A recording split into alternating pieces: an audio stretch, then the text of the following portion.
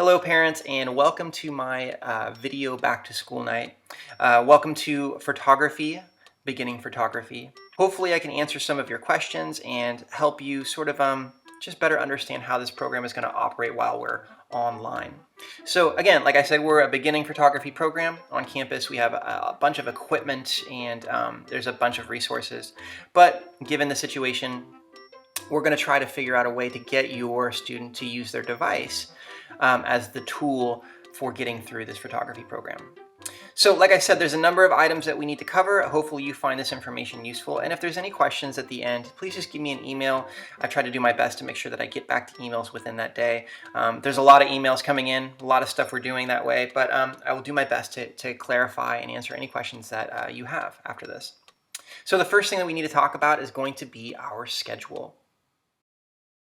So here's a visual of our schedule. I'm just going to quickly go through this. Most of you are probably aware of our schedule now, but if you're unaware, this is just a quick run through. We've got Monday, Tuesday, Thursday, Friday at the top here, and the first 15 minutes of class will always be on a review of lessons that we've given throughout the week. So just making sure that we're kind of reviewing all the information that's leading up to the week's challenge. And there will be a weekly challenge in photography. There's one with Photoshop, or our photo editor called Pixlr. And there's also another challenge that has to do with just the photography that the student is required to take that week.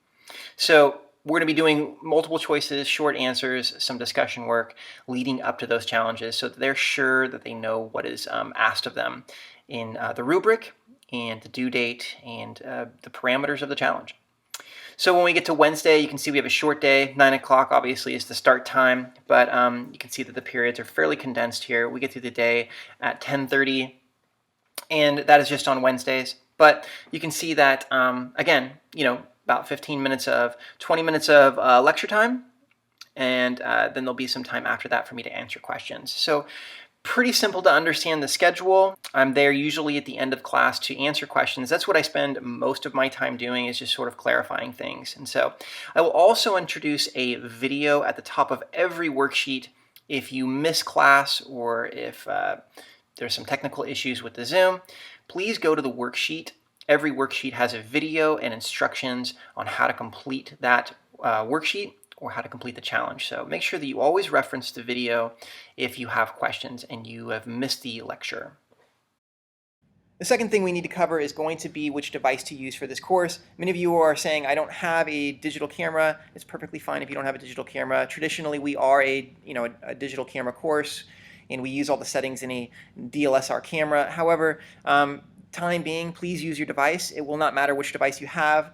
It doesn't matter if you have an Android or an iPhone or a Galaxy. You just need to participate in the submissions and make sure that you fill out all the worksheets and multiple choices. Also, you will notice that many of the assignments are designed with an iPhone in mind. Don't worry about that. Just try to get through the assignments using your own device. As long as you can submit images to our program using your device and you can log into the San Juan portal, you should have no problem with submissions with whatever device you use.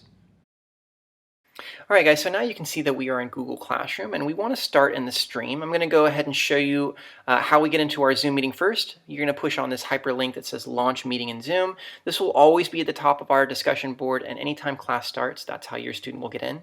You'll also see upcoming due dates for that week. Everything is usually due on Friday. Sometimes I push it to Monday if it's a Photoshop lesson, but Friday is usually the due date. We're going to go into classwork really quick so I can show you all the lessons that we've given the students so far. The first week, there is a contract that the student signed. I think everybody from this period has turned it in except for just a little handful. And as you can see, if you're interested in knowing anything about sort of the parameters of the grading, the behavioral code, that's all there in the contract. So make sure that you review that if you have any questions about the behavioral code or attendance or anything like that.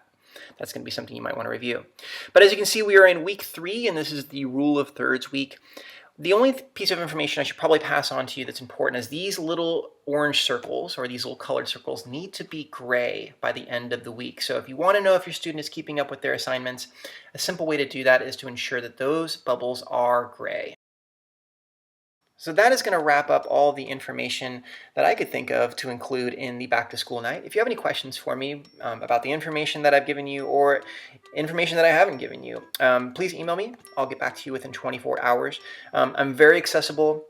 If you have questions about technical issues with Zoom, our program, and any device that you are using, whether it's a digital camera or a device, I can walk you through those steps. So feel free to ask me anything. And again, I'll do my best to be here for all of you, even if it's remote. So talk to you soon. Thanks, guys.